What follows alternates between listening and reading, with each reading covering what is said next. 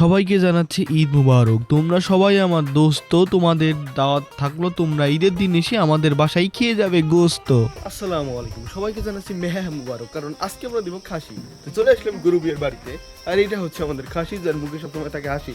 এই তুই শোন, আজকে সবাইকে বলো মেহা মুবারক, তোমাকে তো ইন্না নিল্লা করে দেওয়া হবে।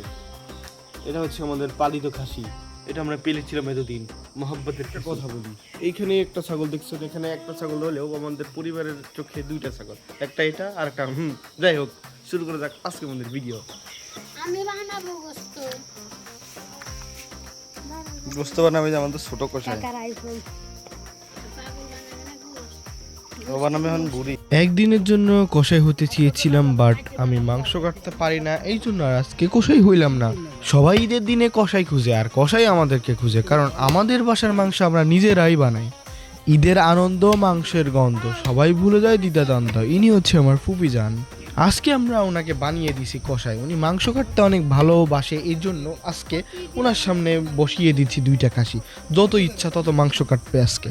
আমরা কুরবানি দিয়েছি দুইটা খাসি। আমার ভিডিও যারা দেখতেছেন তাদেরকে একটা কথা বলি, সবাইকে আমি ভালোবাসি। মাংসর গন্ধ আর মাংস কাটার শব্দ, মন হয়ে যাচ্ছে জব্দ। কখন হবে শেষ, এইগুলা কখন হবে রান্না, আর ধৈর্য ধরছে না, চলে আসছে কান্না। এইদিকে আমাদের মুটু মশাই ফুসফুসি ফুলাচ্ছে, ফুসফুসি ফুলাতে গিয়ে নিজের পেট ফুলে যাচ্ছে।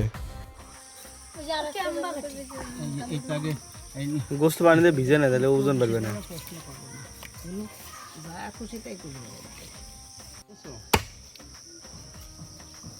উল্টো করে না ওইভাবেই যা হয় যে তোমার সাথে কষাই আমার বাইরে কম না, বুঝছো না?